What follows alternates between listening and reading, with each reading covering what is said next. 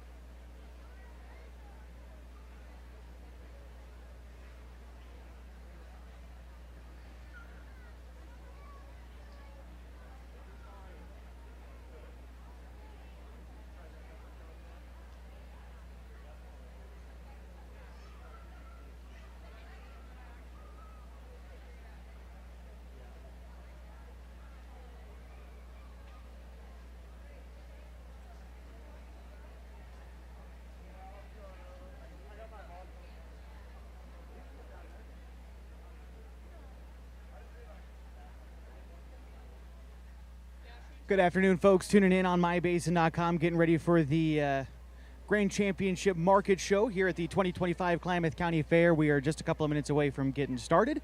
So looking like about a 6 o'clock start right at the top of the hour. And we'll be with you covering it live here inside the Beef Barn at the Klamath County Fair.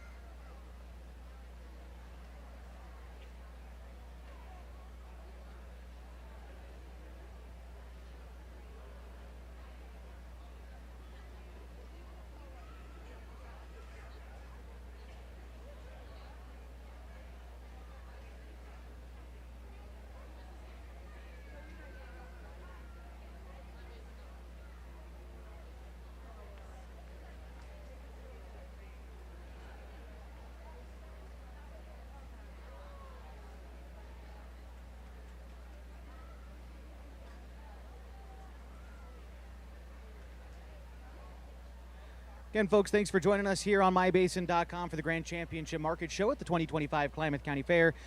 Getting started here in just a few minutes, just waiting for our first judge to come on out and introduce the festivities, and then we will continue our live coverage here from the Beef Barn at the Klamath County Fair. Thank you so much for joining with us, and just go ahead and be patient. We'll be getting this live coverage going here shortly.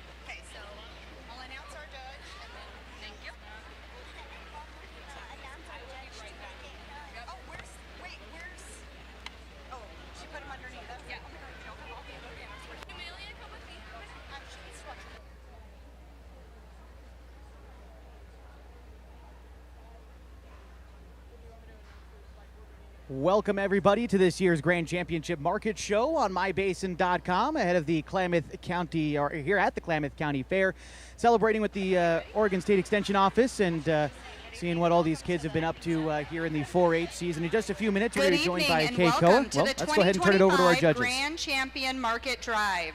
Our first market drive will be for the hog division. Our Klamath County swine judge is Justin Mosier, who resides in Secor, Illinois, where he, his wife, and 3 daughters and cousins, Corey and Trayson Miller, run Blue Mountain Livestock, a 30 to 40 sow show pig operation. He is heavily involved with helping families across the country find pigs and cattle for county, state, and national levels of show. Justin grew up in western Colorado on a cow-calf cattle operation and showed multiple species.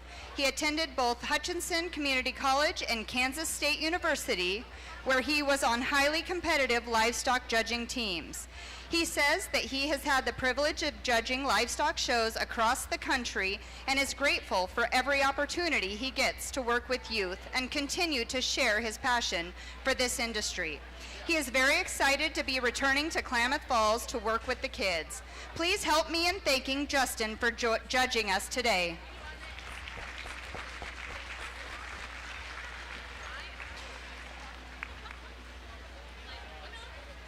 We will begin with introducing our reserve champions. From the lightweight division, from the 40 Swiners Community Club, Keely Grodel.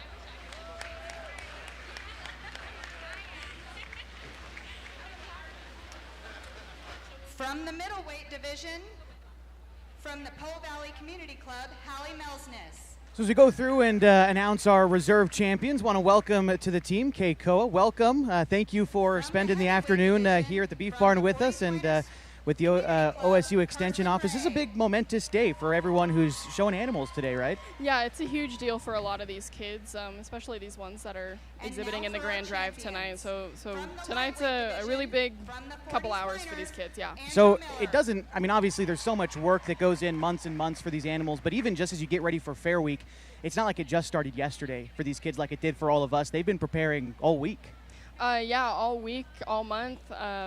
Several months. A lot of these kids even jackpot their animals, so they've had them for quite a while and all work up to this moment and this exact moment today. And so I think personal experience, I think the last couple hours are always the most stressful and kind of always the most important.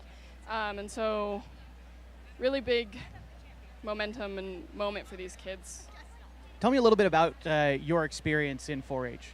Yeah, so I started showing livestock when I was a 4th grader. I started with horses, and then I moved on to pigs, and I showed pigs all the way up until I was 18, 19 years old. I showed sheep in between for 4-H and FFA both. Mainly pigs. Pigs were kind of my main priority. But then I went off to college, and that was kind of the end of my career once I turned 19 and moved away from home. From the lightweight division, Andrew Miller.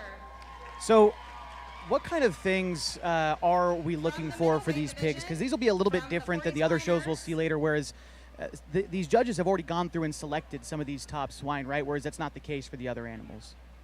Right, yeah. So for the swine, they actually choose a champion and reserve champion, lightweight, middleweight, and heavyweight. Unlike some of the other species, they pull back, 2 or 3 from each class and then throw them all into the Grand Drive. But with the swine, they have white weight divisions.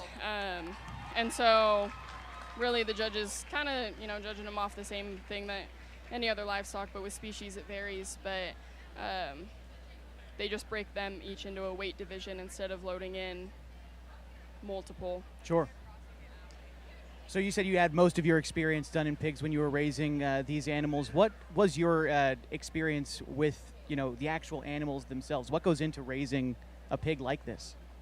Oh, that's a really good question. I think a lot goes into it, a lot of factors. I think a lot of it is time and patience. I can't stress that enough. Pigs are unlike any other species where you're not holding them on a halter, you don't have them on a lead, or have a hold of them. A lot of this training is done by a whip. And so I think training them, having patience doing that, but the experience of it, is honestly really rewarding when you get to this point. Whether you're in the grand drive or you're, just exhibiting first aid in your market classes, or if it's, whenever it may be, it's really rewarding to watch. And now being on the opposite end of it, watching some of these kids grow into what they are now becoming. But a lot goes into this, and a lot of it is hard work, dedication, putting the time into it and wanting it. A lot of these kids out here today and back in the barns too spend hours bathing and working and washing and on repeat. I mean, they sleep probably less than their pigs do with as much work as these kids put into them. I can't imagine it's easy to make pigs look this good either.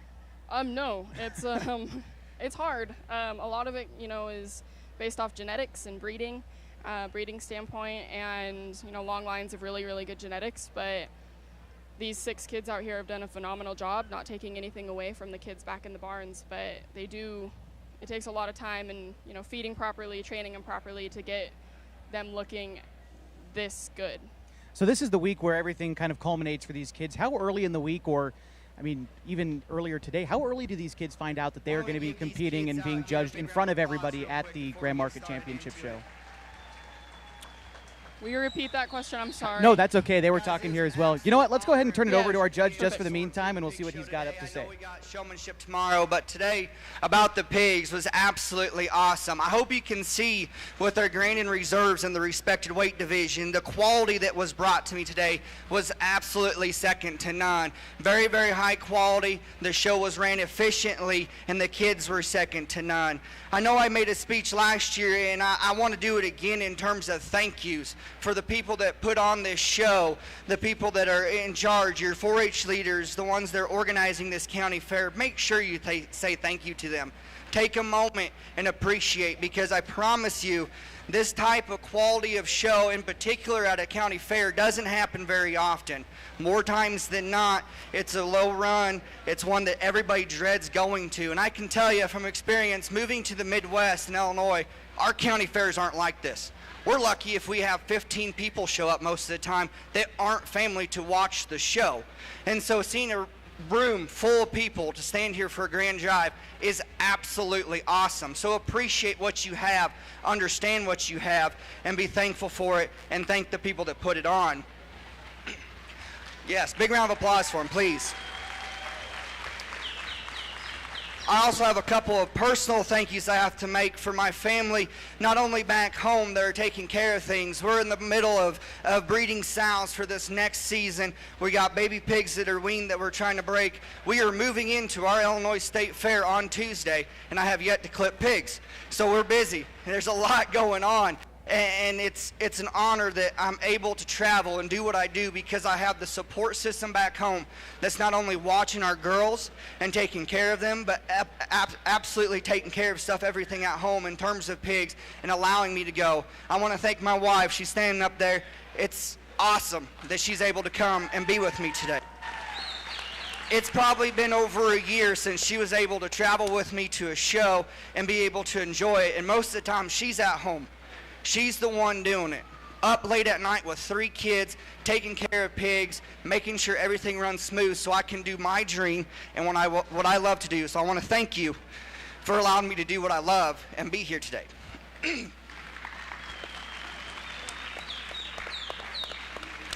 Guys, this industry, it's awesome, but it's pretty nasty at the same point. It can be pretty ugly in areas if we allow it to be. We traveled all across the summer to national jackpots, county fairs, and there's a good side and there's a bad side. We need to eliminate the bad side to it. There's too many issues that we run into with political things going on into shows, people just not being good people ringside, on the backside with kids, and we need to eliminate that. For the first time, my daughter decided that she wanted to show a pig, and she showed for the first time, and I stood back. Most of the time I say at Grand Drive speech, man, this industry is the best place to raise your kids. No, it's not. But it can be, and it will be, if you surround yourself with the right kind of people. Our industry gets so much of a negative outlook on it because there's bad eggs in there. We need to eliminate that. We need to remember to be good people that are good-hearted and do things for the right reason. These kids right here, That is why. We're raising them to be young adults. They're going to go into the world and change something in someone's life. So make sure that we're doing it for the right reasons. We hold them to a higher standard. We hold ourselves to a higher standard because we need to walk through life through God's eyes and how he intended in his image. So that's just a reminder that I wanted to say because, my kids are going to be in it. We're going to be showing at County Fair. We're going to be going here pretty soon.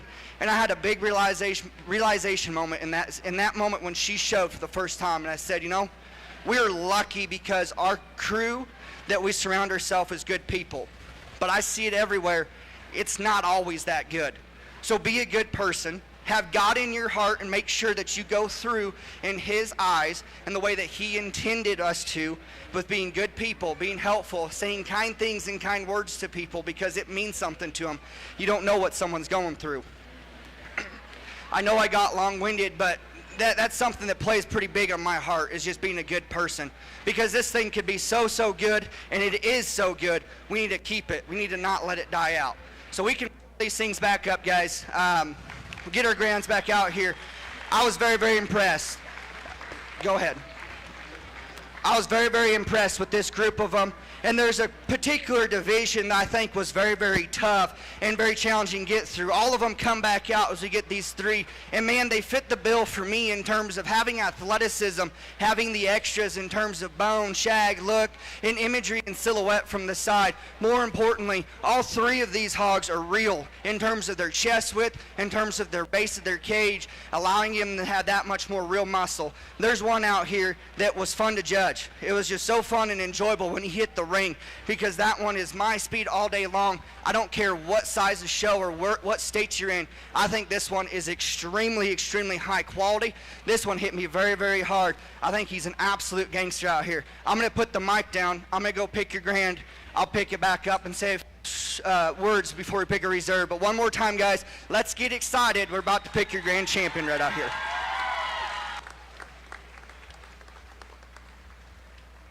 So in looking for the grand champion, what kind of things is a judge looking for to crown one particular animal above the rest?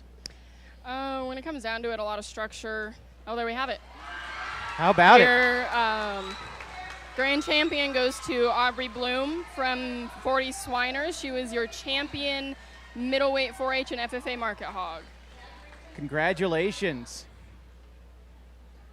And now he's going out to select his reserve. But he's going to pick up the mic again, so. That one, I think you just stand ringside, have to appreciate the things that he does. We can get critical on all these things all the way through. All day we could have. I hope you could follow me as we went through classes and divisions, understand. We don't all have to agree. I'm fine with that. I hope that we don't all agree, because that wouldn't make livestock fun. But just know, when I get called and you hear my name on there for the list that's judging, when I take it very seriously, because I want that to happen when people judge my own kids. I make sure that I'm doing it exactly how I want to do it, the ones that I like. And I'm hopeful that I can articulate on the mic for you guys to follow and understand what I did. It's okay to have difference of opinion. I just hope you can understand where I come from. That one's very good. My opinion, that one's non-negotiable. From here, I think it gets a little bit closer as we move forward. There's another one out here that hit me very hard early on and hit the ring. And man, this one is a show bear extreme in terms of his bone, his shag. I love his skull shape, just how stout he is. He's good in terms of his shape, and man, he is athletic and gets out in buggies. He has a little bit of a similar problem as our champion in terms of his front foot, but man, I think this one's extra special. Young ladies, reserve middleweights, my reserve overall. Your reserve champion is Hallie Melsness from the Pole Valley Community Club.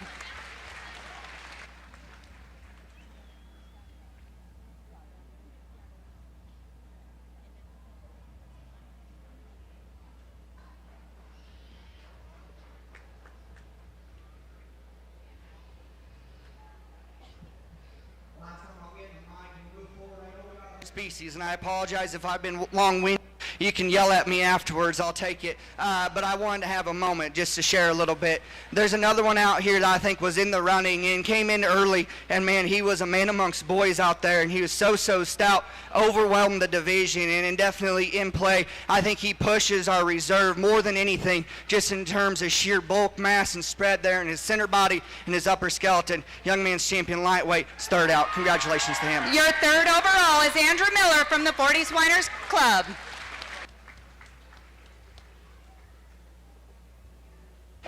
That drops in the reserve, Keely Grodel.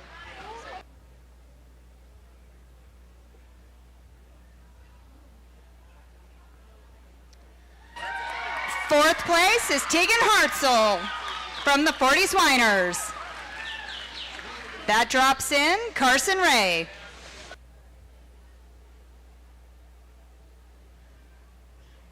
So at this specific portion, he's been Your judging fifth in overall head-to-head, Klamath County correct? Fair market Correct, hog yes. is Yeah, Carson so Ray. A lot of these, we're going head-to-head in classes, head-to-head in division weights, and then brought them all back here, and he just placed his, I think, fourth overall is what he just said.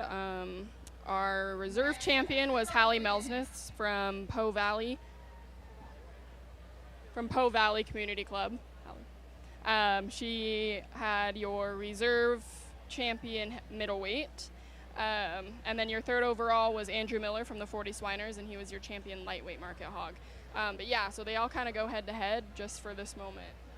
So now from here until Sunday, right, is the big auction for everybody. What goes on Correct. between now and Sunday for these picks? Tomorrow, a lot of these kids have showmanship. So tomorrow, all the kids will compete in showmanship, whether they use their market animal or not. They might have a breeding gilt that they show in showmanship or another non-auction. But for the most part, yeah, these kids will compete in showmanship tomorrow. And then from there, auction day, Sunday morning.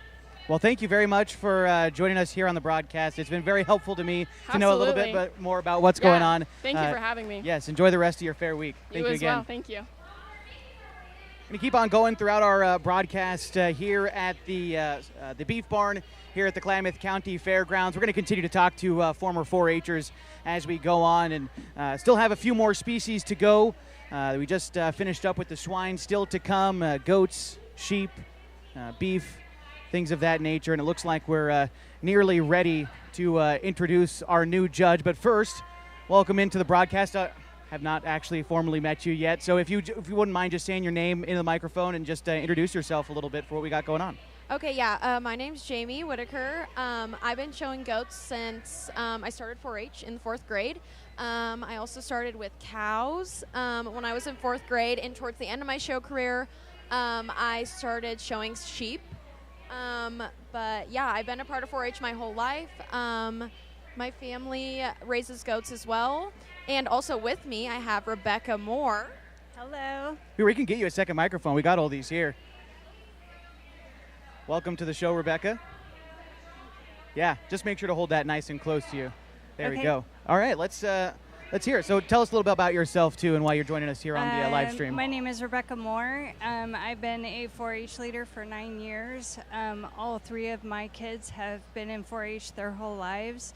My oldest showed lambs, and my middle son, he's in the Army now, he showed goats, and then my daughter showed goats as well. Really does seem like this, farming animals, it's really a family business when it comes down to it.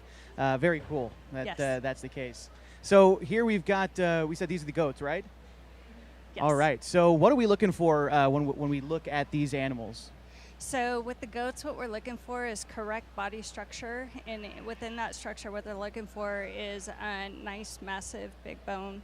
They're looking for well-balanced in the shoulders and the hind end with their muscle, making sure they're nice and level on their top, and a nice wide chest, nice wide back end. It sounds like so much of it Extremely comes down to genetics, just It purely does. based off of that. How much, like I said, I'm not incredibly knowledgeable about this whole kind of world. How much does a kid have control over an animal outside of genetics? It sounds like that's so much of what it's based off of. So a lot of it is genetics. However, the other half is going to be how well they feed and exercise their animal. The feed is a very important part of how that animal starts growing, and then applying that correct feed, because different animals take correct feed depending on those genetics. Sure. So I would say probably you've got 60% being the genetics, and then another 20% being the kid exercising, and then that other 20% is the feeding program.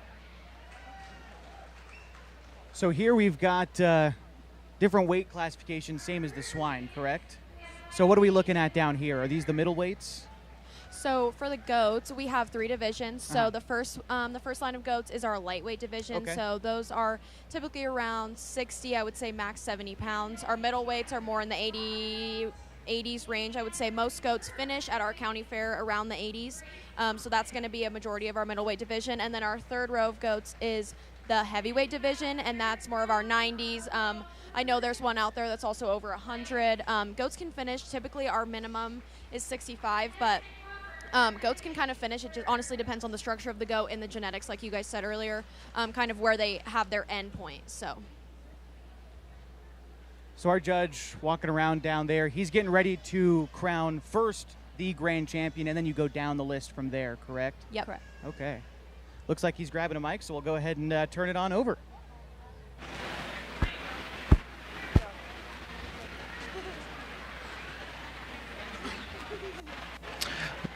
Well, good evening, ladies and gentlemen. It's a pleasure to be with you.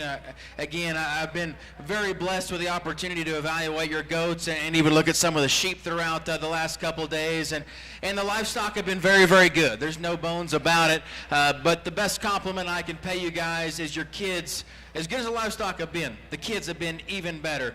They've been dang competitive. You can tell they want to win. Even when you got to put them 4th, 5th, 6th, whatever it is, no one wants to be that.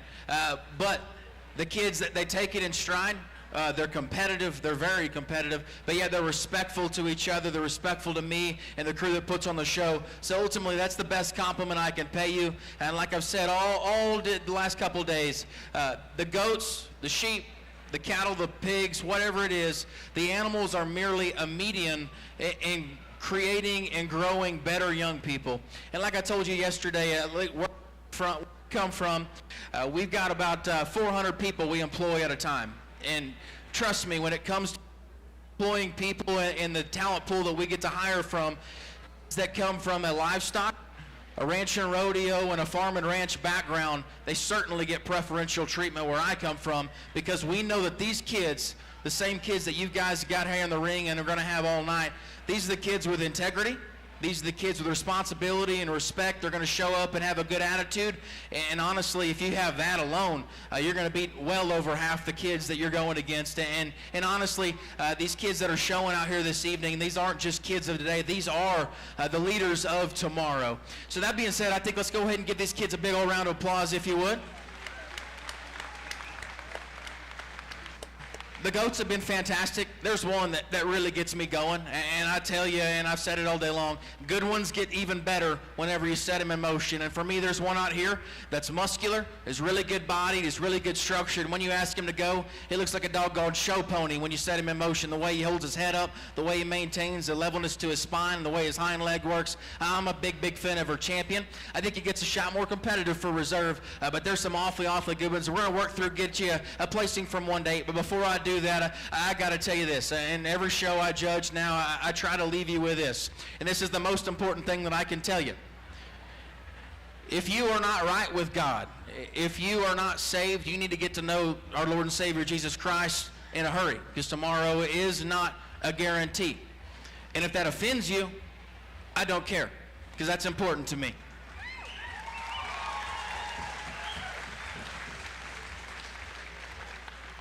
Thank you guys for the opportunity. Thank you for bringing me an exceptional set of goats. More importantly, thank you, Klamath County, for bringing an exceptional set of kids. I'm going to show you how I like these goats from 1 to 8. If humanly possible, would you stand to your feet, clap your hands, yell, holler, do whatever you want to do. Let's make these kids know how much we appreciate them. Thank you guys for having me.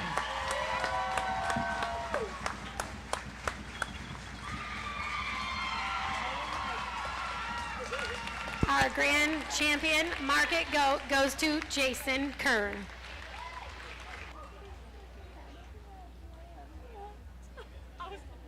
I see you guys look pretty in awe over here. Explain to me the emotions that you're feeling right now. Oh gosh, so Jason Kern, he's an amazing guy, an amazing shower. His breeding program is phenomenal. I know that my daughter really looked up to him and trying to learn everything that he does because he is definitely one to follow. He's amazing. Yeah, I would say I've shown with Jason for a really long time, and I think he's an incredibly hard worker, and I think he absolutely deserves it.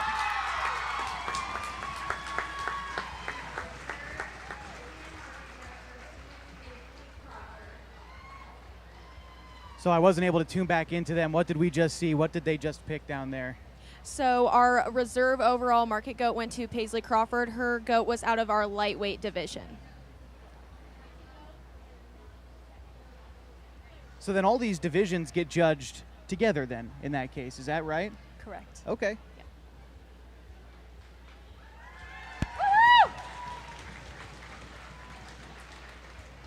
Third overall goes to Kelsey Whitaker.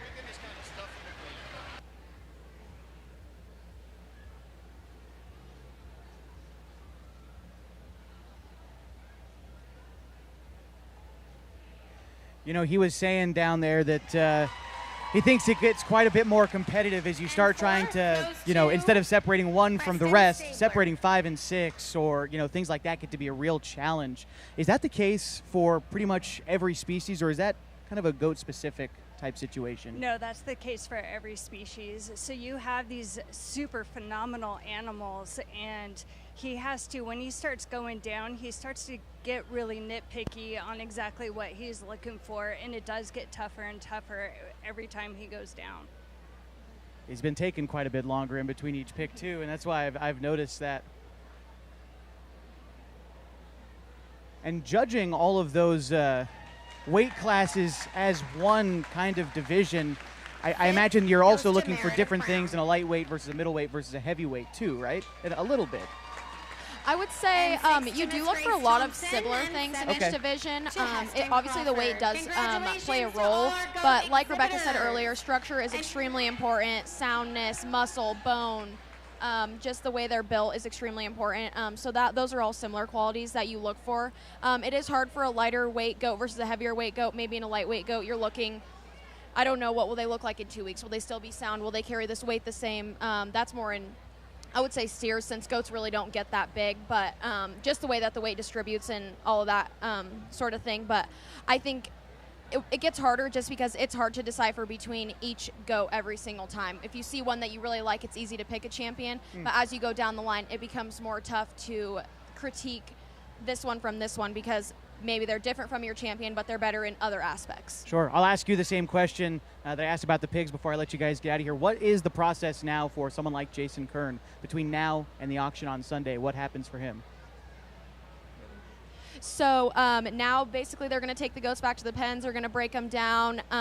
And we have already done goat showmanship and breeding. Tomorrow is really an off day for the goat kids. Kind of hang out with their projects for the last day, cheer on their other 4-H club members, other 4-H members, their friends, hang out with your family. And then Sunday, the auction will roll around, and Jason will get to go first for the goats. Very cool. Well, thank you guys for coming up again. I appreciate you joining us here, and have a good rest of the fair weekend. Thank you for having us. Thank you. All right, we're going to be continuing here in just a minute with the 2025 Market Championship Drive here at the 2025 Klamath County Fair. We are inside the Beef Barn. My name is Josh Eldridge. Thanks again for joining us today. For those of you watching live and curious if you can share this video around, yes, you absolutely can. We are available on this very same link that you find yourself at right now forever. So feel free to share it around, or if you've got people who are here in attendance today that you know and you'd like to share them, be sure to come on out and support and be a part of the live stream that we've got going. All right. So it looks like we are moving over to Lamb, and I'll have you introduce yourself as well, just so we can get to know each other a little bit. Welcome to the broadcast, and your name, please. Well, thank you. My name is Madison Shearer. I am the leader of the Midland Porkies Club. I have started showing sheep back in like 2017 and graduated out of it in like 2022. So it's been a few years since I've been into it, but I stay in it with all my kids, and it's still a joy for me to watch them, and so I love being here. So What makes it so exciting for you? Because I've seen, some people say it's their family who got them into it. Some people say their interest sparked somewhere else. What sparked your interest in raising and keeping animals? Well, animals specifically or sheep? Well, Because it's a different story for each. Well, give us both. We got time. Well, I actually started showing out with hogs when I was in 5th grade. I was found by an amazing breeder while I was looking at feed, and since then it was kind of history. She helped me out through some amazing things. Her name is Leonardi, and she is a huge help to the fair. When I was working for her, one day it kind of came up to me and said, hey, I have an oopsie lamb that's not going to make it to the Josephine County Fair. And I said, I'll try sheep for the first time, and that's kind of where I fell in love from that moment on. That year we ended up getting Reserve Grand Champion, and since then it's been a lot of fun. So explain to me the steps on what we go through here to name, starting with the Grand Champion and then working ourselves down. What are we looking at out here in the pin? Well, I mean, there's a lot of things. You want structural soundness, you want muscle, so you don't want too much. You want basically a good balance of everything. You want to have a nice firm rack, so as the judge is doing right now, he's feeling the top loin of the animal in the top rack. You want it to be nice and proportionate through that top shoulder and all the way down into that hip loin junction. You want it to nicely smooth out. You don't want it to break. Some of these lambs might be a little extended, so that might make their back loin break a little bit more. And so it honestly depends on how these children show these animals. It also includes, like I said, structural soundness, just with the feet as well. You want an animal that's nice and elevated through its front end. You want a wide open chest. You want to be able to break that rib cage through and have a nice deep drop through that gut as well. And so it's just kind of that. And then you also have a huge thing with lambs. It's called cover, and this is the fat that basically goes over the back of its back strap. And if you have too much cover on an animal, it's going to be finished, it's overdone, it's too much fat. You want to be able to touch that animal and it to be rock hard, and you want it to be nice and smooth all the way down and through.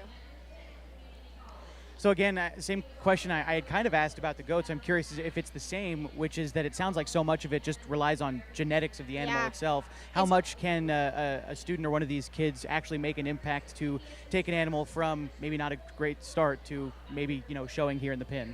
I mean, genetics does play a huge role in it. I've seen an animal going from a pasture, not being anything on it, and then getting thrown into a pen, and it's won things before.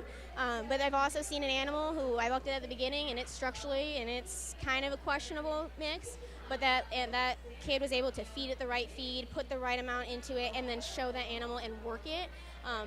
I make my brother work his animal twice a day, and he runs it sometimes. We have treadmills for our animals, and so it's a whole mix. It's a process. Yeah. But it's a lot of fun.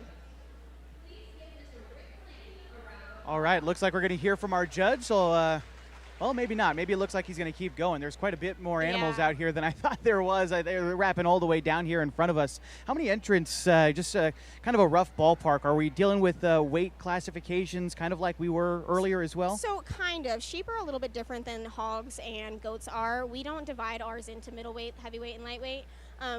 Because we have so many varieties. Our animals are anywhere between 110 pounds to 160 pounds. And basically what the judge goes through is we have them divided up by weight classes in the very beginning of the day, and they go through their market show, and the judge will tend to pull out the top 2 or the top 3 or 4 of the class. However the judge decides he wants to judge those animals, because I mean, if you have a stacked class that has 4 or 5 animals that's going to beat the lower class weights, you're going to bring them in. And so this final drive, while it is a little bit of chaos and it tends to take a lot longer than the other ones, it's so much fun for these kids, and it's like one of my best memories. I remember one judge playing the final countdown, and at the very end is when he shook the grand champion's hand. So it was pretty fun. That's very cool. And I would say there's an estimate, probably close to 30 kids in the arena. Quite impressive. Now, are they all going to get placed 1 through 30 right now, or are we crowning a top X many? So right now what we're going to do first is he's probably going to go through and he's going to look at all these animals and pick out his grand champion. And then he's going to go through and he's going to pick his reserve, and then he's going to count it all the way down. And so this is putting him in sale order for tomorrow or for Sunday when they go to sale. All right.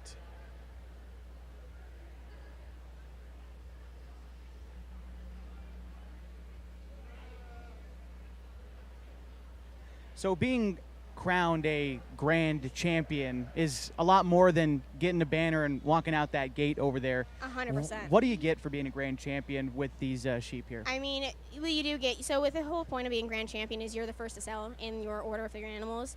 But I mean, it's getting your name out here, it's getting your face. These kids are having an amazing experience. I know that there's been some kids that come out here with ranch raised animals, which is animals that they have bred, they have dropped that animal on the ground and have raised it from that. And they come out here and they're competing with these lambs from big name breeders, and they're competing well. And so, I mean, it's cool to kind of see all that come through. See what he's doing. It looks like he is putting some lambs in some places. So this is him cycling through his top so many to pick a grand champion. He might be perhaps? picking. He might. I'm not quite sure because this judge has been doing some interesting ones. We weren't necessarily supposed to have this judge last minute. Clay Weber wasn't able to make it. This is actually a gentleman who taught Clay Weber, so he's an amazing judge. I loved watching him judge this year, especially in the breeding class. He actually took those animals' heads and judged their character, and so it's pretty cool.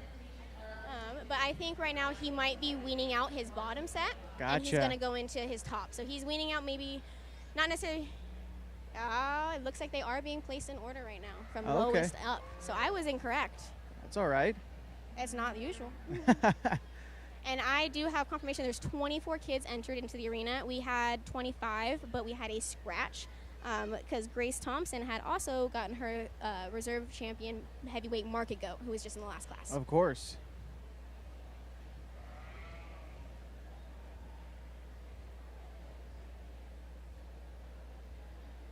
It's interesting watching and talking during a sheep show. I'm usually really focused in on it.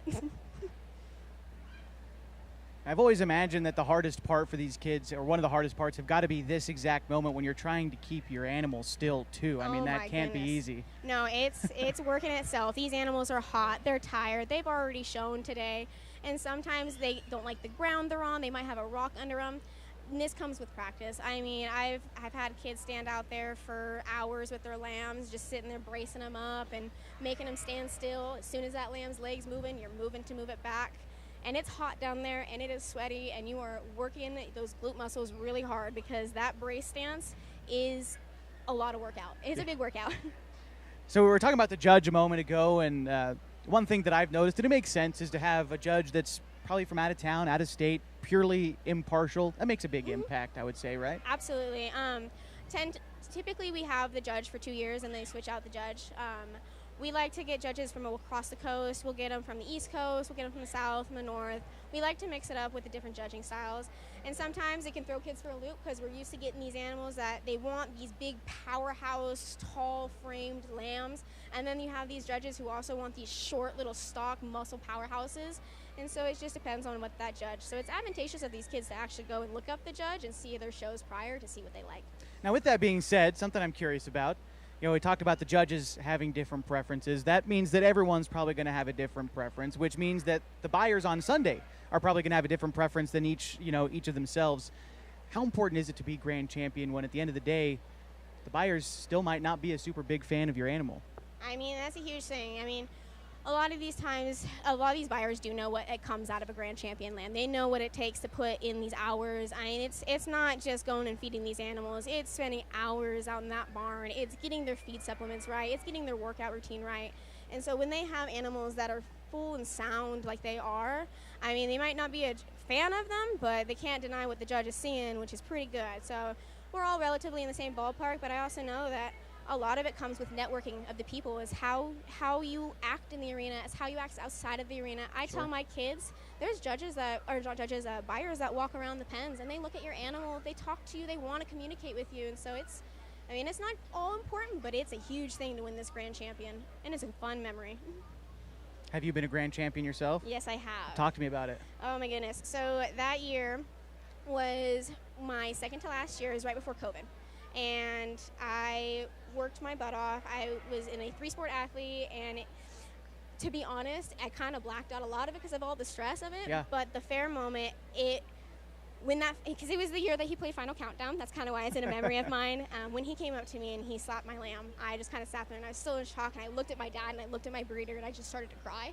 So like, oh my God, I did this. I just showed this animal, because swine.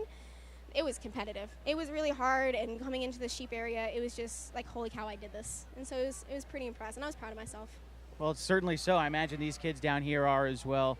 It's only one per year per species, so it's the highest honor in the county, it seems. Absolutely, and it just kind of shows all the hard work and dedication that these kids have put off. I know a lot of these kids right now that are in this final drive, and I know the work that they put into them, so it's amazing to see it pay off for them right now. And I know it's paying off because I can see some sweat all the way from up here. Yeah, that's the truth. And some of it is up here as well. It doesn't stay yes. very cool in this barn, but that's all right. One thing one of our previous judges was saying, I think it was the first one who was talking about the pigs, was saying, you go to these other state conventions and there's not a quarter of the amount of people that we've got here in this barn. Do the kids down there feel the community support, throughout this process? I mean, I hope they do. I mean, the amount of people that I am looking at right now compared to when I was showing is absolutely ridiculous. And it's not just the people, it's the quality of the lambs. It's the amount of kids that are in this arena right now. The fact that we used to be in this barn on the other side of this arena, and we have swine, sheep, and goats on the very end. And we've had so many contestants enter in now that we've had to move sheep and goats to a completely other barn on the other side just to fit all of our kids. So that fact alone, I really hope they do, because there's so many community members, so many people who have sponsored the fair and just love to come watch these kids show. So it sounds like the program is growing every year, right? Absolutely. Again, the quality of these animals is like nothing I've ever seen. I've heard many judges come through here in the last few years and just say, I cannot believe the quality of these county fair animals. They look like a jackpot. And these are some things that these animals, it's rare to see this, and it's amazing to see this because these kids are having the backup support of their parents and of their club and of their community. So it's pretty cool. And their own club members and members that aren't even in their own club. I've seen multiple different color shirts helping each other. So it's pretty cool. So for people who might have, young kids at home or are interested in joining a program like this, what's the process to get involved in raising any kind of species for that matter? I mean, your connections are key probably, but in order to even get in, you do have to be a fourth grader or above. But there are peewee shows that are available. So on showmanship days, a lot of the times there's an opportunity for these little kids to come in and show goats, swine, and sheep. I'm not so sure about the cows, I'm not on that side, but I know there's a lot that come in, and this is kind of like where it starts. That's where my brother started. He got a hold of my lamb when he was like 4 or 5 and said, hey, this is what I'm doing, and now he's in the arena right now, so it's pretty cool. But very cool. It's good to just kind of go in the community. The best place also is to go to Tracy Reed at the extension office down in 4-H, which is now here at the fairgrounds, so it's pretty easy to get to. But if anything, reach out. Don't hesitate to ask. It's an amazing program. I've had kids that I don't even know who they are. Hey, I have a question about an animal. Can you tell me this real fast? And I turn around, and now I know them for 5 years later, and they're graduating. So we'll support you if you come in and have fun. So I got a question for you about personal preference. You said when you won Grand Market Champion, it was a situation like this where, final countdown's going down, you're having to sit there in anticipation. So you've experienced with these kids who are still down there. Did you prefer that, or would you prefer something like where we had the original 2 animals where Grand Champion is first to be picked, out of the way, we got a winner, now we're picking everybody else? Do you think it's more or less pressure on the kids down there? What do you think? I think it's definitely a lot more pressure on the kids because there's a lot more people in that arena. And kind of the whole thing is they might come in show order, but once they've entered into this arena, it's all over. Yeah. The way that they were placed before, it's out of the window, and this judge can totally throw up the entire order. The other important thing with sheep that I've noticed switching out of hogs is you can change a sheep within an hour. Sure. You can fill a sheep, you can put some hay in its gut to make it kind of expand, you can put some grain in its gut to make it expand. We do have water hydration, so that can expand the lamb as well. And so I've seen a lamb go from an amazing lamb to sucked in and looking horrible as well in an hour. And so I think it's kind of a testament as well to these kids' knowledge of their animals and being able to actually feed out this animal. So I think it may be more stressful, but it's a lot more competitive and it's a lot more fun. How much time does a particular judge spend with the animals before we get in the pen? Well, it depends on what class. So like yesterday, he went through the breeding classes pretty easily. We went probably about 5-7 minutes a class. Today it was a little longer. He took about 10-12 minutes to walk through each lamb and kind of feel them and decide. But again, this is some of the most stacked lambs that I've seen in the county fair. And again, I say that every year now because these lambs just keep getting better. Like you said, I mean, he could have looked at an animal an hour ago and it looked a little bit different Yeah, now. absolutely. And I know that our own lamb has looked a little bit different than he did an hour ago. And so it can be a process, and again, shows testament to these kids' knowledge of their animals. What kind of questions is he asking the contestants, aside from just touching and feeling the animals and getting an attitude about that itself? He's talking to the kids down there. What sorts of things do the judges talk about? So the judge has asked birthdays before, and just to kind of get to know what their birthday, since they might not necessarily be in weight order right now, he might be asking weight. That determines like their coverage and stuff like that. Typically, grands have been in your top heavier weights, but I've also seen a lightweight go and be in the champion drive, and it's done amazing. And it looks like our lower placers are leaving now. Gives us a little bit more room. Yeah, a little bit of time to give the animals a little bit more space, show off what they're capable of. Absolutely, because he's going to probably run these animals a little bit more. During the final drive, he definitely works them a lot longer.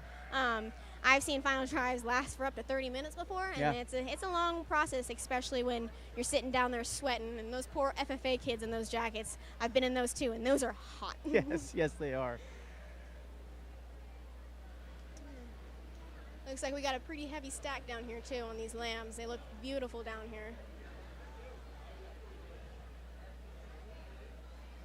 I mean, like right here on this one gentleman's lamb, you can see just the power and the strength that's coming out of his front chest and his muscles. If you look at a lamb and it's kind of wrinkly, those are those muscles that's coming out, and they're pretty cool to watch move when they're in motion. Yeah, no doubt. Another thing the judge is also looking for is while they're moving, it's how they are walking. Are they walking with their head up? Are they alert? Do they walk with their head more down, which is not necessarily preferred because it doesn't show that nice elevation out of that neck? Do they have a messed up end? Do their back legs cross in between each other? He's looking for a nice, smooth, and fluid movement through that animal.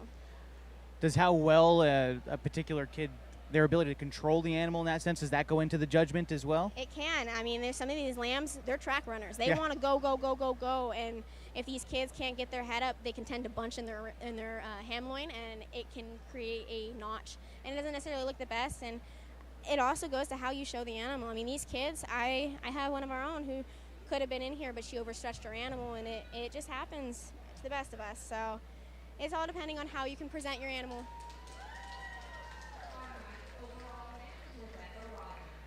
So it looks like he's continuing to place from the bottom up. So Rebecca Rogers has been pulled out.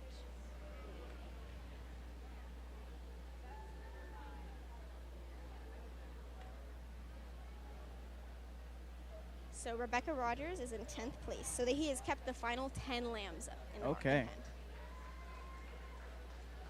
So there's number 9 there.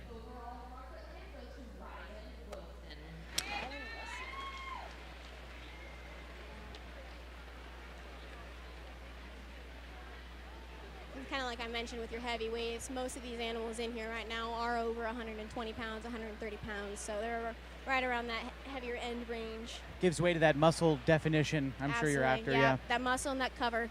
That cover should be about 1/4 of an inch thick over that back strip. You want between about 0.15, about 1/4 of an inch. So that can determine a lot with that fat. I mean, fat weighs more than, or muscle weighs more than fat, so it can determine a lot. The 7th overall market lamb goes to Lottie Ackley. 6th market lamb is Wyatt Thompson.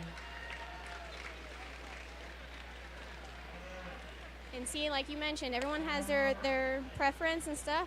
Some of these placements I might not have mentioned, but again, I don't have my hands down on there. You can look at a lamb all day, but once you feel that top loin and you can feel that rear end, it can change a lot of things.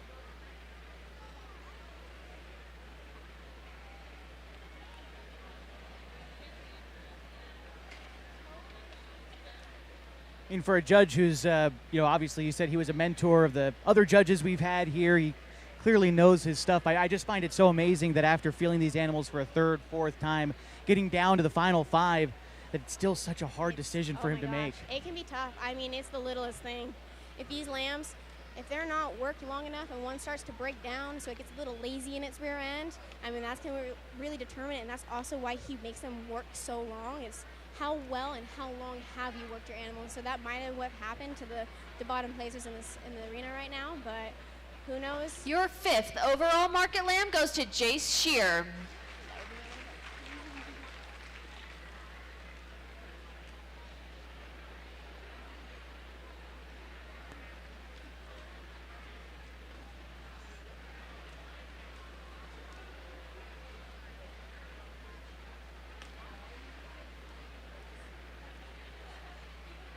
And you got to give it to the judge, too, because this is no easy decision. I mean, no matter what you pick, you're going to have upset parents. You're going to have people who disagree with you.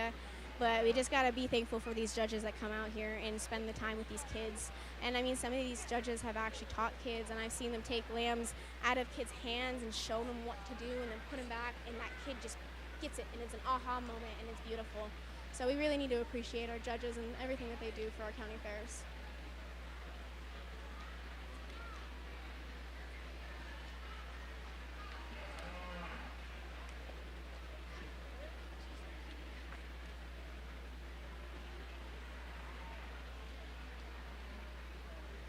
Can definitely see the animals starting to get real tired of standing still. I think that's what's coming through right now. It does, and I know my younger brother just got pulled out, and that's definitely what's going on with his lamb. His lamb is getting really lazy in the rear end, and it's starting to break right there before its butt, and he's getting a little too extended out and getting really long. And so I think he's just breaking down, and it's no fault of his own. It's just the lamb getting a little tired on him, not maybe conditioning him enough in that aspect. The girls that are in the arena right now in the top 4 have some pretty rock star lambs. And they're sticking to it somewhat, but yeah, they're getting tired.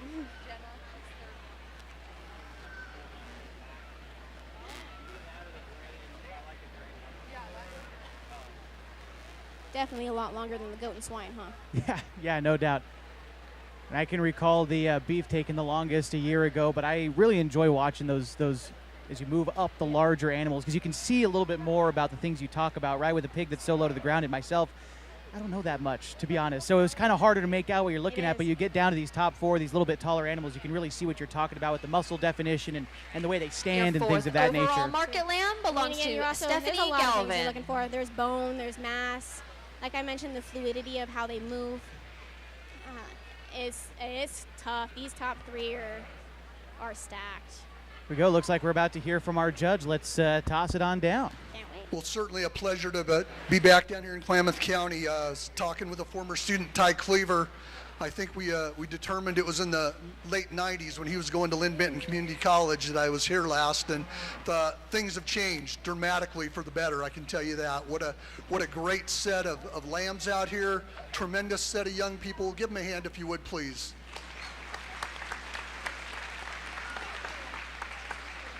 And the previous 2 judges have said a lot of thank yous, but I still don't want to be remiss.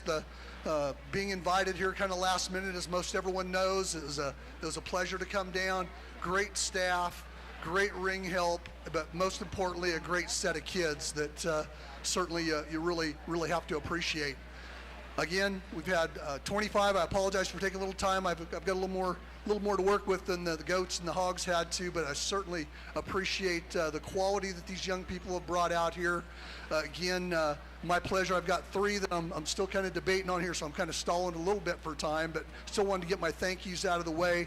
And certainly it's been a pleasure to be here. Again, just want to leave you with one thought. Junior livestock shows are a privilege. They are not a right.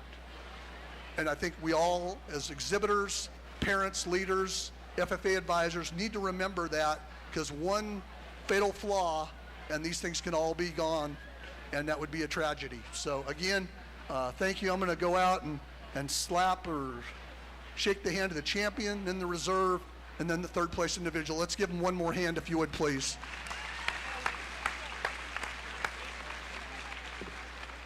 All right, we're looking for a grand champion sheep here. Again, big thanks to our judge who kind of showed up last minute. I think he's going to go around potentially one more time before he picks a top sheep, as has been the case, but that's all right. Want to make sure he gets it right.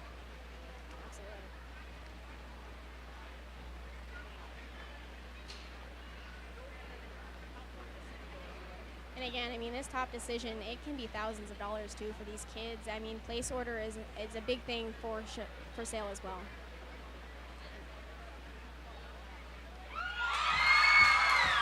Your grand champion market lamb is exhibited by Grace Ness and reserved to Jenna Melsness. Congratulations. Congratulations to Grace Third Ness, place who has to won your grand Stephanie champion Galvin. overall market lamb, and Jenna Melsness has won your reserve grand champion overall market lamb.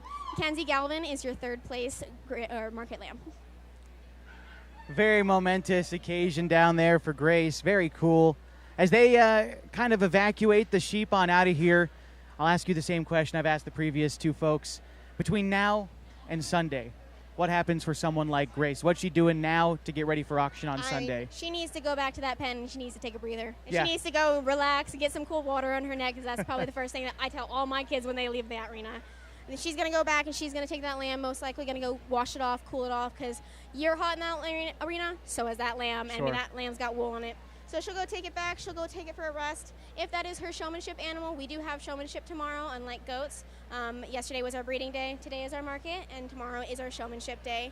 And so if that is her showmanship animal, she will be up in the morning and getting it prepped for show tomorrow. And then she gets to spend her final day with it and just kind of spend some love. I always tell my kids to go sit in their pen and love on them. And you can eat in there with them. Just don't give them your food. Well, thank you very much for joining us. Have a great Thank rest you. of your fair weekend. You as well. Thank you. We are continuing our coverage down here in the beef barn for the market show, the 2025 championship drive at the Klamath County Fair. My name is Josh Eldridge. Thank you again for joining us. Whether you're joining us live here online on mybasin.com or you're watching our video replay, again, for those of you who are watching live right now, this video is going to be up in the same spot it is right now forever. So be sure to share it around. If you got folks who are maybe in attendance today who would like to go back and check out some of the different animals that someone may have missed, or whatever the case is, the full coverage of today's festivities is online on mybasin.com. We're also your home for everything going on at this year's Klamath County Fair. If you want to know who's performing in the event center tonight, big concert that's actually just about to get underway here in just a moment, Shane Smith and the Saints. Tomorrow night, Buck Cherry is going to be performing at the event center. Of course, Sunday is the Rotary Auction, which is kind of what we're preparing for with this event here. You can come on out and check out the free entertainment at the music stages. Sunday admission is free to the Klamath County Fair, so really excited to be a part of it and to crown our grand champions here at this year's fair. I believe the final step of the evening is to get ready for the beef, which look like they are lining up out there beyond the pen here in just a moment. We've been through swine, we've been through the goats, and just got wrapped up with the sheep. Congratulations to everyone who's been a winner so far today. It goes into a lot to prepare for for Sunday's Rotary Auction down here at the fairgrounds. So again, thank you for joining us here on mybasin.com. We are waiting for the beef to get started here in just a few minutes, so stick around, and I'm sure we will hear from the judges table here shortly. So thank you again.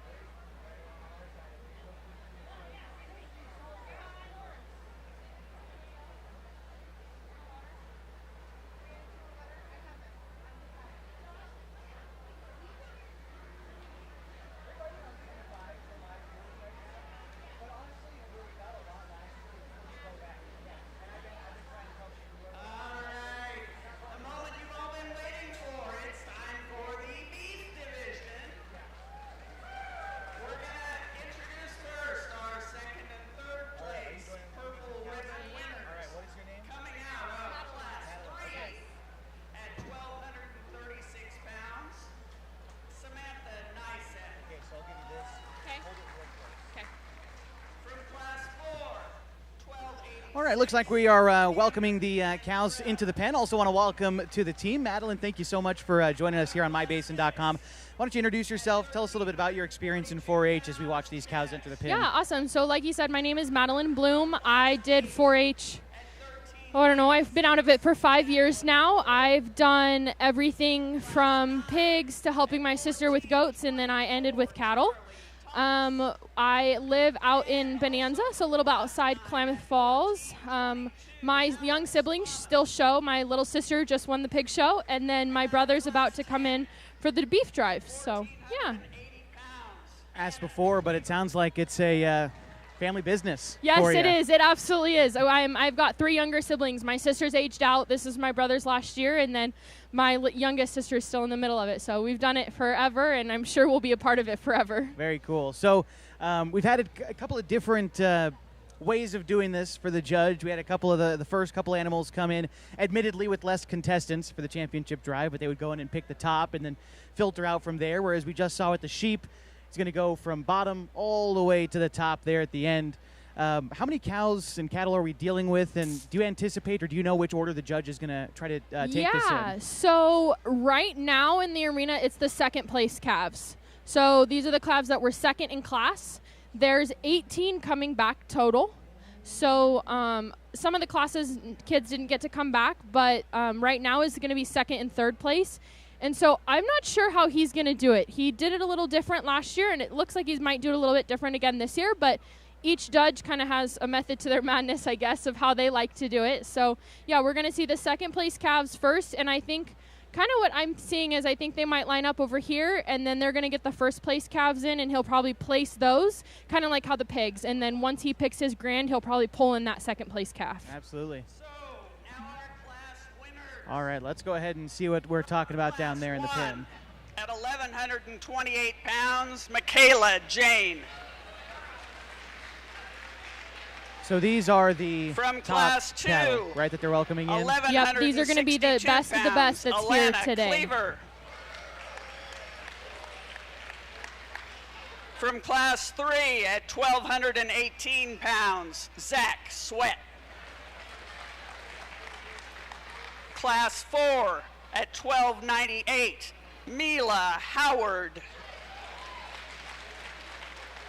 From class 5 at 13. I find it astonishing that people that little can control an animal that big. Yeah, it's kind of crazy. I mean, these 13, and then these guys, they have their steers. Some of them already have them at home. So yeah. It's a long project. So that's why I think it's cool to see little kids out there doing it too. Yeah. Woods. Out of class 8 at 1398, Bailey Ladner. From class 9 at 1428, Ella Lyman. From class 10 at 1496, Hadley Woods. And class 11 at 1518, Mackenzie Lyman.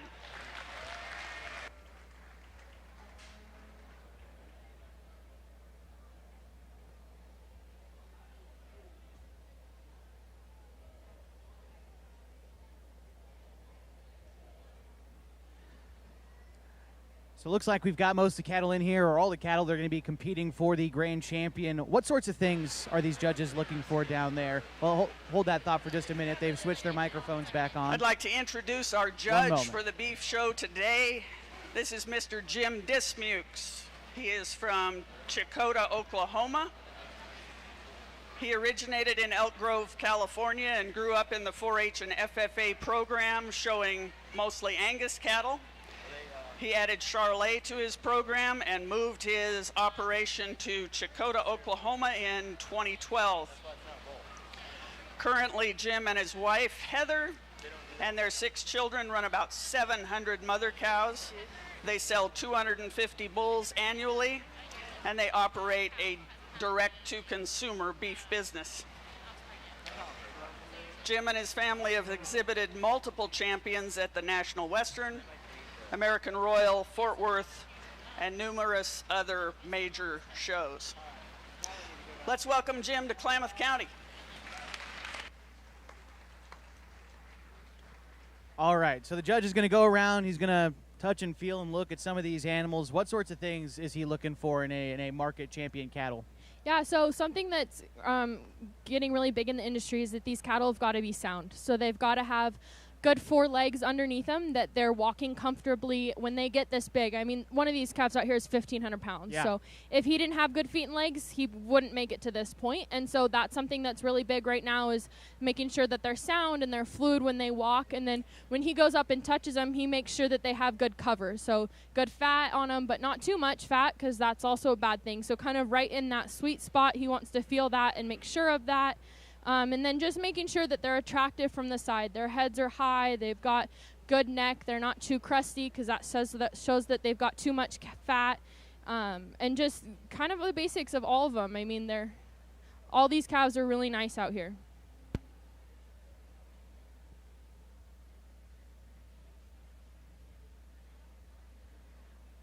An animal so big like this has to be hard not only to control in this setting, but I mean any setting for that matter.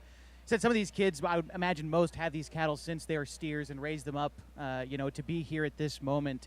How important is it to build a relationship with a cattle specifically because they're just so darn big? Yeah, it's huge. So these kids, I mean, are working these calves honestly every day. They're out there every day. They're working with their hair. You can see these things, and they're all fitted, and they all look beautiful.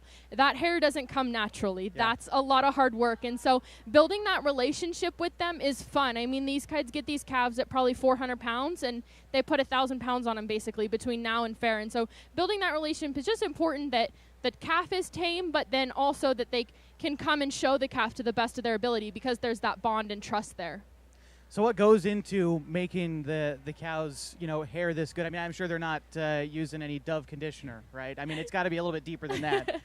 Yeah, so, I mean, there's all kinds of different livestock products out there, but a lot of it is just hard work. Yeah. I mean, it's every night rinsing them and then blowing them dry, and it's every night of that, and making sure that because cows have a 90-day hair cycle, so these calves were completely shut out of their old hair 90 days ago, and then these kids started from that and started building that hair and encouraging it to grow, and so that's a big, big part of their just presence in the arena.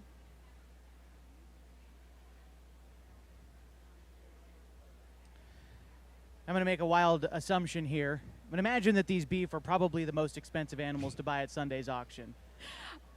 Yeah, I would say that they're probably, but that's just because they're so big. Sure. Yeah, I mean, when you're buying a pig for $20 a pound versus a steer, so, but yeah, hopefully cattle prices haven't been great the last 2 years, but hopefully this year they're a little bit better, but yeah, you get a lot of meat, so it balances itself out a little bit, yeah. So with that being said, Grand Champion gets to show first on Sunday. How important is it to be that number one when people still have their checkbooks ready and flowing? Yeah, so beef are last in the sale this year. Okay. And so hopefully that doesn't hurt them too much, which it really usually doesn't, but it is important. And it also, so the judge picks the sale order, so which is cool. So like those kids who did do the best all year, they get rewarded for that. They're in the front of the sale. And then kids who haven't done so good, they are towards the end of the sale. And that's kind of nice, because the kids who, like when people are still hanging out and haven't gone home yet, those kids are still being in front of those buyers, which is really cool.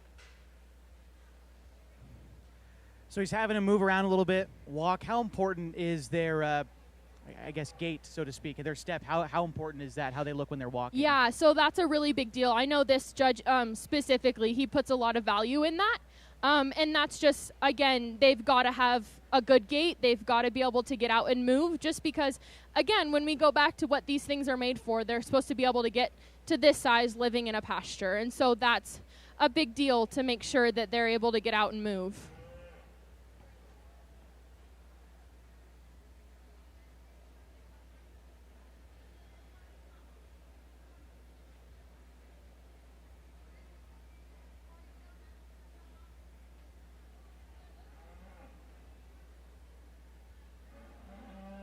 Snapping his fingers there. Is he looking for any kind of reaction off that, or is he just asking everyone to go a little quicker? I think he's just trying to get the calves moving. Yeah, there's quite a bit of them and not very big area, so it's kind of hard. When you've got one in the front that's not wanting to cooperate, those kids kind of get a little bit backed up. So yeah. I think he's just trying to keep everybody moving.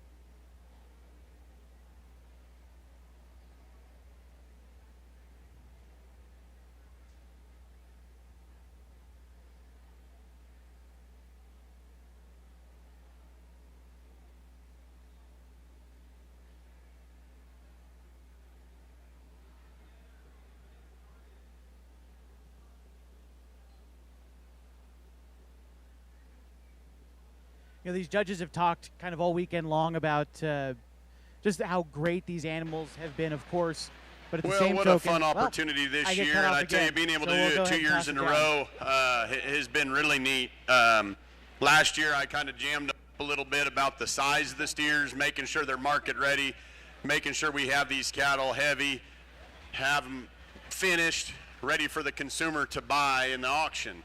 And our biggest 2 classes last year were 1,000-pounders and 1,100-pounders, and this year, if my memory serves, we only had 1 class that even had any 1,000-pounders in it, and there was only a few of them in there at that.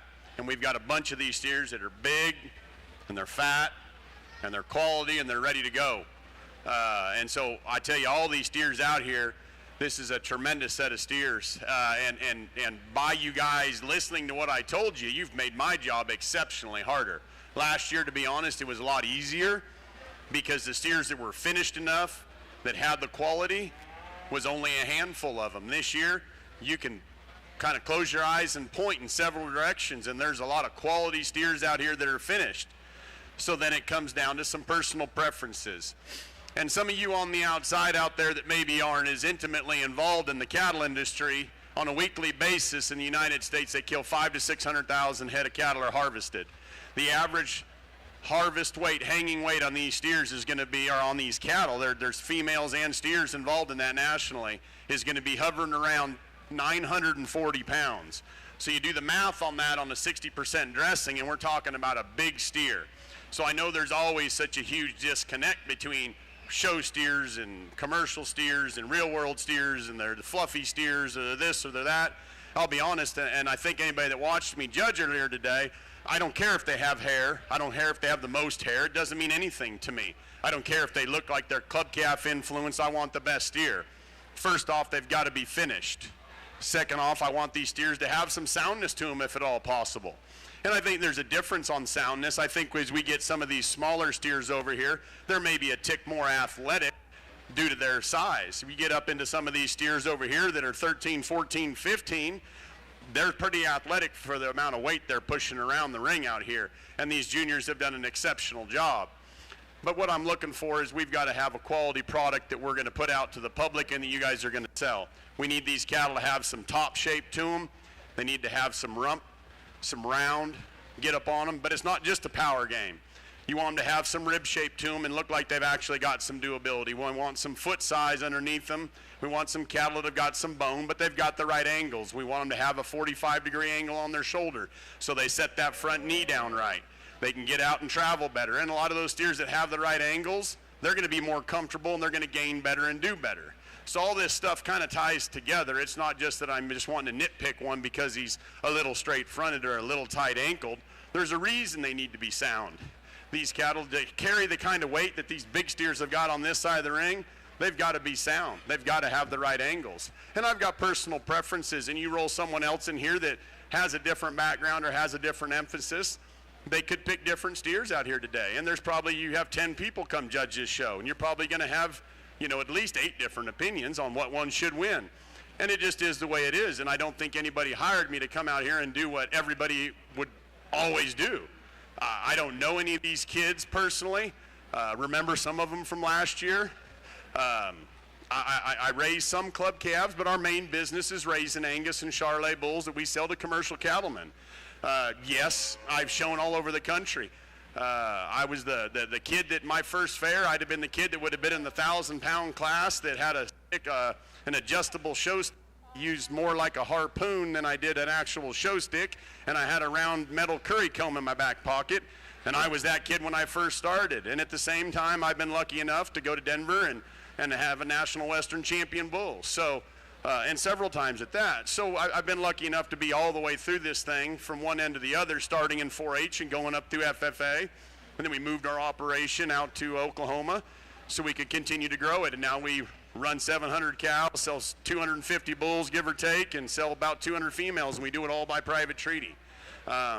So honesty, integrity, and no BS is just kind of how we roll. And that's how I try to judge these cattle today with you guys. I tried to be pretty honest and pretty basic in how I talk about them. And I didn't use a whole bunch of flowery terms that don't mean a whole lot. I tried to use basic terms and I tried to kind of show people what I was looking for. To be quite honest, a lot of these classes, they walked in the ring, and I placed them as they were walking in, but I did the rest of it a little bit as production so everybody can kind of see what I'm doing and learn and see what I'm looking for, instead of just place them real quick and give you some quick terms and get out the gate. I had all day to be here, so I took my time and I made sure the kids got their due process, because they put a lot of effort in. And it takes a lot of work to get these calves to look like these kids have got them, and they're gentle, and they're set up, and they're doing a great job, and they've got a great hair coat on them, and they're presented and fed, and I understand what it takes. We've got 4 girls that show.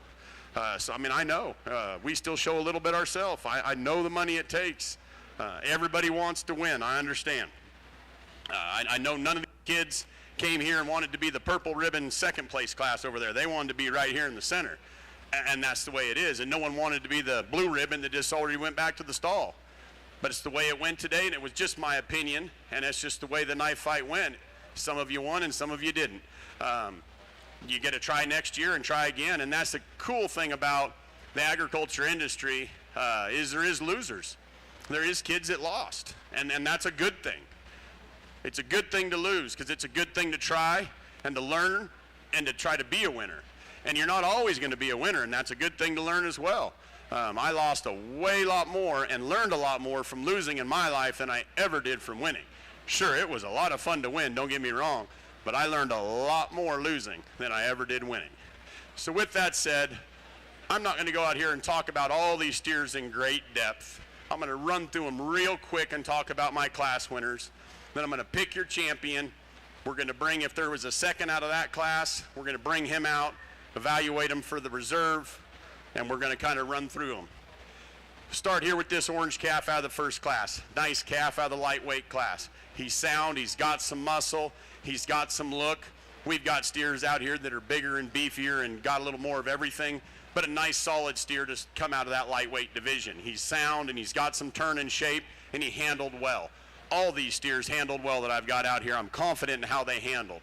And so for me, on the visual appraisal of how these cattle handle, I think they all handle very well. Now, genetics, days on feed, things like that, age, that goes into how these steers are actually going to hang up a carcass, and I don't know any of that stuff. I just can tell you what they look like to me. White steer here out of the second class. Another steer, got great turn and shape to his muscle. He's good down his top. He's good in his lines, good the way he sets his feet down, got the right angles, nice calf. Like to give him a shot more rib shape to him and kind of give him just a little more of everything to maybe run with some of the other ones out here, but a very nice calf to come out of our second class. Really like this black steer out of this class, out of our third class here. Good in his angles again. He's a sound steer. He's got good bone. He's got a good profile, good look to him. He's got some rib shape. He's got some top. You get behind him, he's explosive in his muscle. Nice calf out of class 4. Young lady's calf right here, right in front of me.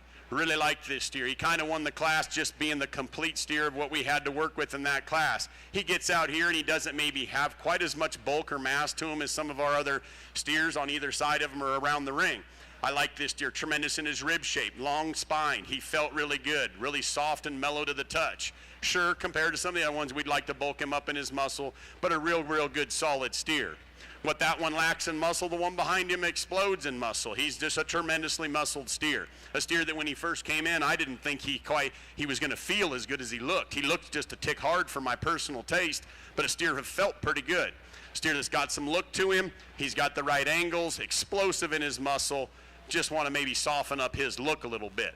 Same kind of thing with this steer, explosive in his muscle. He's a big bone steer, long spined, got a little more elevation to him. I'd like to maybe soften up his rear flank and give him a little bit of more forerib, to kind of soften that look up from the side, and that would help this calf a bit. Tremendous muscle, felt great, nice calf as well. We come to this steer that's maybe a little slammed down, a little lower to the ground. Maybe not built for as much speed as the one that's right in front of him, but a steer too. He's got the right angles to his structure. He's got that pop and that turn and that shape and dimension. Big gate behind him, he's tremendous. Great rib shape. He's got some eye appeal. And as you'll notice, as we get up into these heavier weights, these steers start to get maybe a tick plainer up through that neck. That's because they're loading up with some fat like they're supposed to do. We get over here to this kind of grayish, orangish, off-colored type steer. tremendous profile in this steer. If you just stand off on the side, this steer, young lady's done an amazing job with the hair coat. Not that that matters, but it definitely helps with the freshness and the eye appeal of this steer when you stand off in the distance. A steer that's very up-headed, very trim-made, great in his angles on either end, gets out and moves like a cat. For me, you get up on this steer, as we talked him in this class, that steer I'd like to have him come with a little more true shape and dimension down his top and out his hip into his pins. He's got plenty of lower kind of quarter to him, but I guess up high up there, he just gets maybe just a little bit, just doesn't quite have that pop of some of the other ones out here. But man, the rib shape, the length of spine, the structure, the presence that steer has, tremendous, tremendous. Definitely a steer that's in the hunt. Really like him. Red steer that comes next, he's one that we talked about being a little bit, probably a little bit maybe past his point in the way he looks. He's a little dull to the look. He's maybe a little stale would be another word we'd use on that. But a steer that, for me, I don't really care that he doesn't have maybe the amazing hair coat the one has in front of him. You get up on this steer and you really evaluate him. Tremendous amount of muscle, turn and shape and product down his top and in his rump. Carries it down right. He's got the right angles on either end. Sets his feet down right. And we're getting up into some big heavyweight type dudes here. And this guy can still get out and walk pretty good. He's got some rib shape. I'd like to see him maybe just a tick softer in that rear flank, and that would help me just really, really fall in love with this calf. But for the size he's got, he still maintains that front end pretty well, especially compared to the other two steers that we had in that class with him. His presence and his extension and how he's kept his angles a little better than the other two steers in that class is how he got out here. Definitely a nice calf as well. Black calf right here, a calf that I'll be the first to admit I felt him probably 3 times in class. I didn't think he looked as fat as he felt. He feels great. I'd like to just soften up maybe his rear flank in this steer and give him a little more center body. He's a little perpendicular in his underline, and I think that maybe makes him look a shade harder than he really is, because you get your hands on this steer and he feels great. Very sharp up through that front end. Very, very nice extension through that front for a steer getting up into this great big heavyweight steer. A steer too that's sound and can get out and move. And you get up on this steer, he comes out of his shoulder and down his top and into his hip. He's got plenty of muscle there. Just a steer that's maybe a bit deceiving when you back up off him. You think, well, there's just not that much steer there. But you get up on this steer, there's a bit of steer there. And he feels good, and he's got some presence to him. Nice, nice calf. And we round out our lineup out here with this big black steer weighing, I believe he's 15 something. And I'll tell you, big 1,500-pound steer. He came in the class and he's gentle and he's kind of wanting to lollygag around, and I kind of goosed him up to get him to walk to see if he could walk or if he was just a big old fat cripple. And he's not a cripple. He's a big fat steer that's carrying around 1,500 pounds of weight on a structure that the good Lord probably made him to weigh 1,300. The good Lord, we have all this congestive heart failure on these cattle in these feedlots because the good Lord didn't build these cattle to be able to run. It's like putting a Ferrari engine in a Honda is what we've done to these cattle by making them this big. That isn't how God made these cattle. So for this steer to hold his structure, and all these steers on this side, to hold their structure together the way they have, for us to push them to the outer limits the way we are doing, and especially with the show steer side of things where we make these calves stand for a period of time with their head up and all the hoopla and rinse them and dry them and blah, blah, blah.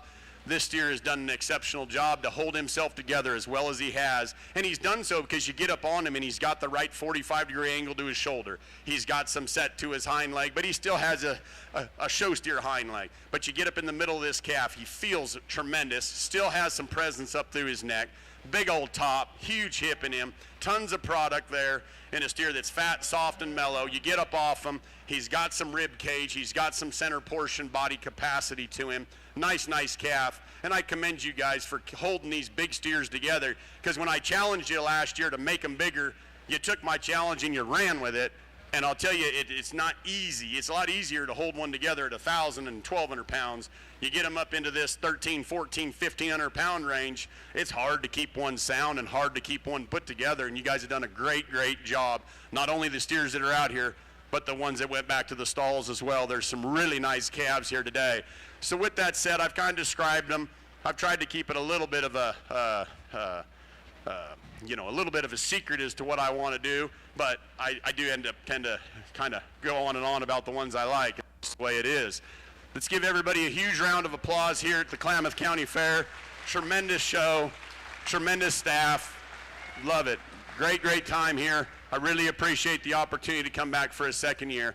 I'm going to slap your champion. We're going to bring, if there's a second from that class, we're going to bring him out, and then we'll pick you a reserve, and we'll start going through the sale order.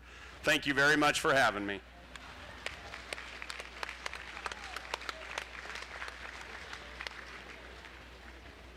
All right, going through to pick the grand champion. Right off the top, let's see.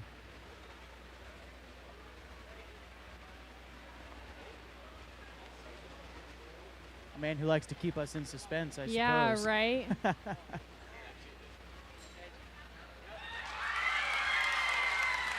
Your 2025 Grand Champion Market Steer goes to Mackenzie Lyman.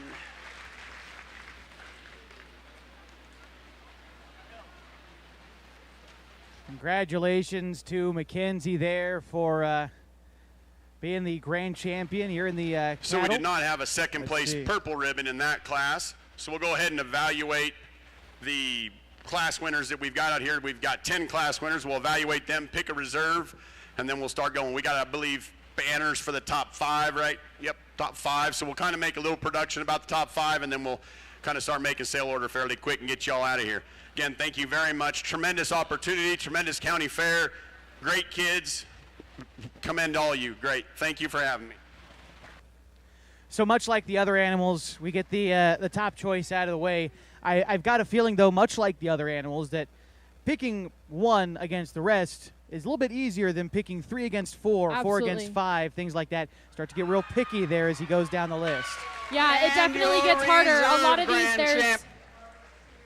A lot of these, there's 1 or 2 that shift their way easy to the top, and they set themselves apart. And then as you go down the list, it definitely gets a little bit trickier. I mean, a lot of these calves are pretty similar and stuff like that, so it's definitely can be a little tricky. You know, what amazed me was him talking about the weights of these animals and saying, well, you know, the average weight across the country is, you know, around 1,000 pounds, 1,200. We got some real hefty cattle here because he, you know, I recall him last year saying, like to see these getting a little bit bigger. Boy, oh boy, do we come through here in Klamath County. Yeah, the kids did a good job. They knew he was coming back as the judge, and they knew that he wanted the big cows. And that was, I mean, really cool to see that they took that and took that advice and ran with it.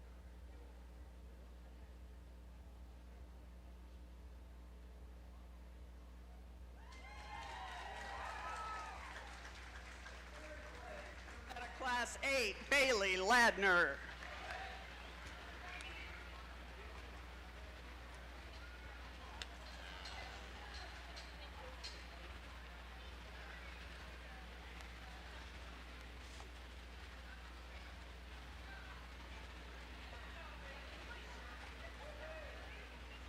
About that time of the show when some of the animals start to get a little restless out there.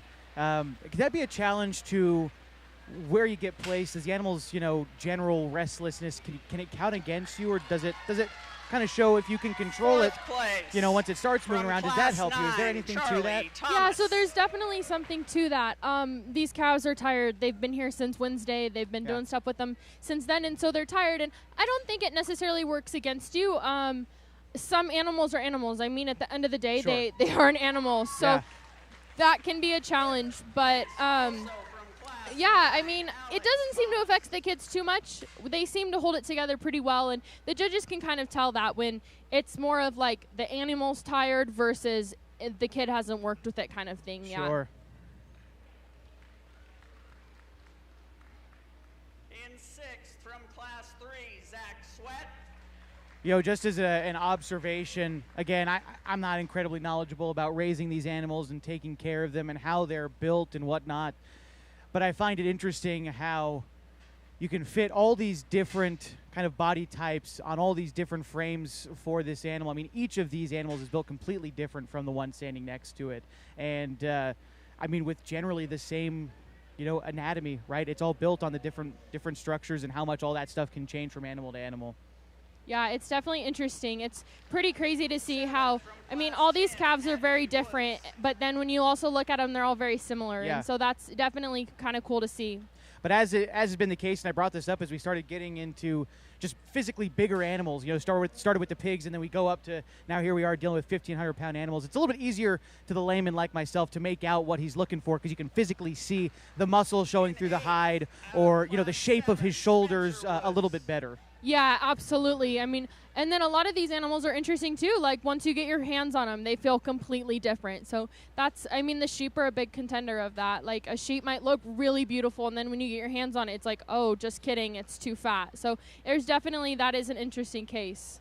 We were talking about the sheep and how, you can have a showing an hour ago, know you need to make some changes, and you can change that sheep in an hour. Can you do that with cattle, or have these been pretty much set in stone?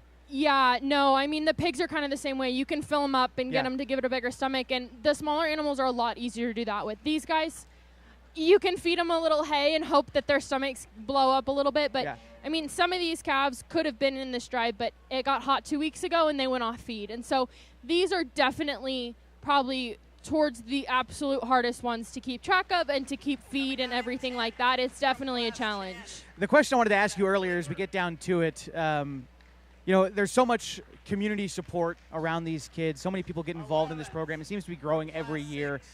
Aside from the knowledge of physically taking care of these animals and having that responsibility, what are some other lessons that these kids are able to learn from getting involved in a program like 4-H? Yeah, a lot of these kids know like the true meaning of hard work. I mean, these animals aren't easy.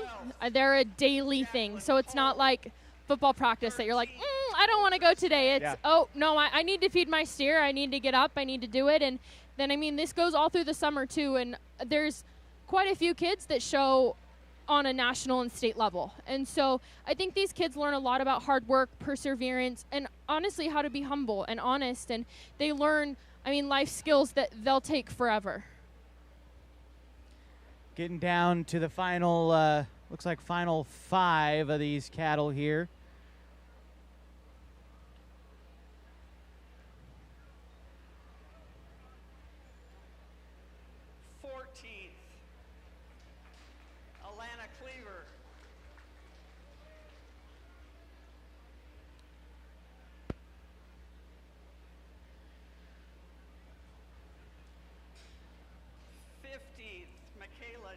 So as we start to get down to it, he's making his decision now between the final 3 as Michaela Jane just got selected there as number 15. Between now and Sunday, when auction comes around, what are these kids doing between now and Sunday? Yeah, so tomorrow they have beef showmanship, and so that's more judged on the kid and how they show their animal. And then that's all the beef kids have tomorrow, is just they finish out the week with showmanship.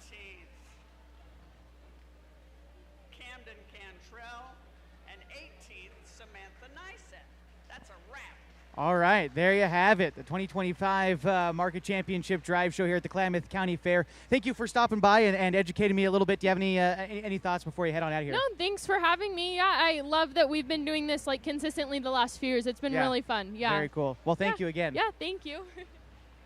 Thank you. Of course, yeah. Thank you again for joining us here on mybasin.com for the 2025 Championship Market Show on mybasin.com. These animals will be up for auction coming up on Sunday here at the Klamath County Fair for the Rotary Auction. There's a buyer's lunch that happens before the auction. Come on out and get your bidder number come Sunday, and help the community, support these kids who've done a fantastic job showing their animals not only today but all week long here at the Klamath County Fair. So come on out and support. The fair is going on through tomorrow and through Sunday as well. Sunday is free admission if you want to come out and see these animals before they make it to auction as well to close out the weekend. Once again, thank you so much for joining us today at our live coverage here at the Klamath County Fair. I want to thank everybody here at the 4-H Extension Office and Tracy Reed for allowing us to come on out and do this broadcast for you. Remember that this is available forever here on mybasin.com. This link isn't going anywhere, so if you want to share it around or have folks rewatch it or look at it again before you come out for auction on Sunday, whatever it might be, it is right here on mybasin.com. My name is Josh Eldridge. Thanks again for joining us. I'm signing off for now. So long and good night from inside the beef barn at the Klamath County Fairgrounds.